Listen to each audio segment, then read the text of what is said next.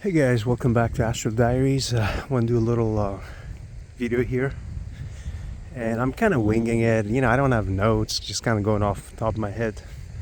I do this for fun. I don't really get anything out of it in terms of YouTube, and like people have videos and stuff like that in hopes to somehow make money from the channel. And those qualifications are like insane. Like, between subscriptions and how many hours of view, it's just crazy. It's pointless.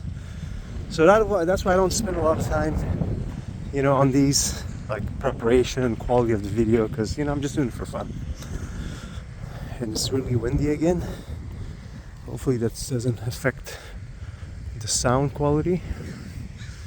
In the past it hasn't, so hopefully it won't this time. What you're looking at, by the way, I've projected here a lot. Like, I've walked on that side, I have flown over this waterfall, I've gone a block there where I've seen, like, I was trying to visit a cemetery, and I did a little short video about it where the ground, I was seeing headstones. It was crazy. Headstones were forming, but I just kind of couldn't get there, and I think the experience ended. It's kind of freaky a little bit. Oh, maybe not the best thing to talk about before what the topic, which is fear of astral projection. Man, here's the thing, nothing to fear as far as I'm concerned. Absolutely nothing. For me, at least, that's like the least of my concern. Man, this wind is really blowing. Hopefully this doesn't like ruin the sound quality. It's really blowing right now.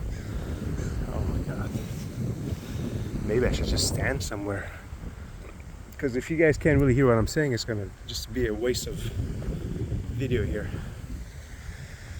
All right, well, let's keep going. Maybe I'll redo it.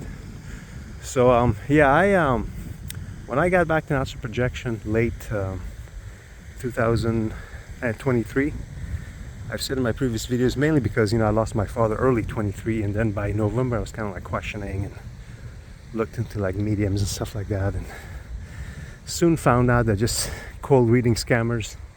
If there's any real ones, I'm sorry, you can't really tell them. Whenever they ask you a bunch of questions, watch out, because all they're doing is they're taking bits and pieces of information from you and then like just making a story out of it. Going back to the fear of astral projection, really nothing to fear. The way I'm going to cover this, like you've never heard it before. So I had a friend at the time, we were watching a lot of this astral projection stuff, and I was actually starting to project again after not doing it for like 10 plus years. And we would hang out, kind of report. She would ask me questions, I would tell her. And I don't know anybody who can project. And I was kind of hoping she's willing to let me teach her. But she was afraid, like many people. She would ask me about it, and I would tell her she couldn't wait to hear another one. But the typical fears are, what if you can't get back to your body? Or what if something else enters your body? Stuff like that. I don't even think about those things. Zero, none of my concerns, zero concerns about those things. So that's the last thing I think about.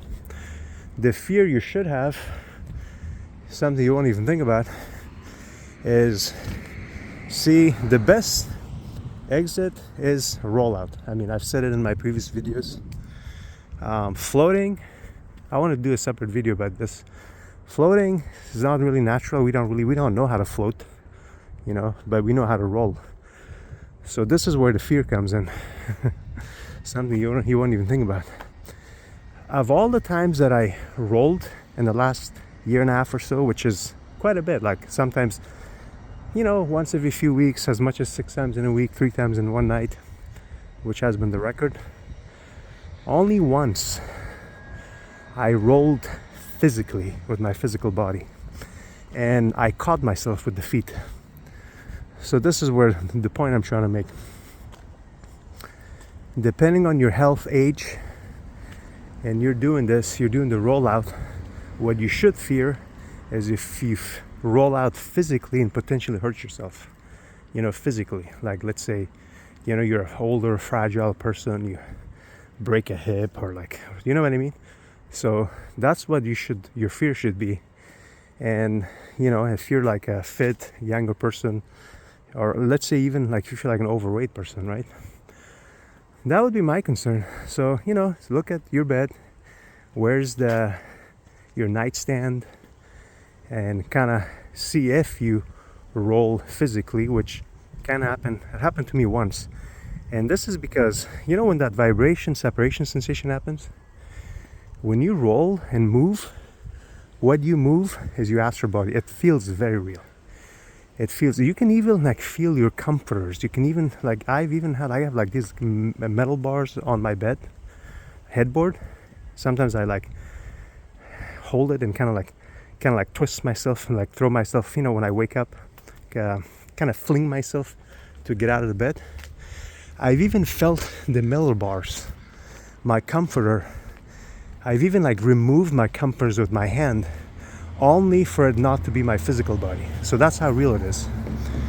So back to the topic here, the fear you should have is the potentially rolling physically and then hurting yourself, depending on your age, your health, your weight. That's it. That's the only fear I can, you know, think of. When you're out, you know, really nothing. I mean, I don't even want to talk about it, like stuff people talk about, like entities, shadow entities, and demons and stuff like that. Like, I've never seen anything like that. It's none of my concerns. And maybe because I don't really think about those things. They're not my concern. But yeah, so, you know, if you have like let's say your bed is high, you know, and you're really committed, maybe you might want to lower your bed a little bit. If you have like a headstand close to your bed, nightstand, I mean, you know, see what you can do about that. Oh yeah, by the way, the one time that I rolled physically, because as a kid I had like a bunk bed and I was on the top level. You know, every now and then I would kind of fall and I would catch myself. Funny how you fall from a bunk bed, but never on a regular bed. So, you know, I just caught myself. And the crazy thing is, after that, on my next couple of projections, because normally when I roll, I kind of hit the floor with my body and then I get up and then move. There's a squirrel standing. But for the next couple of projections, I would catch myself on the feet.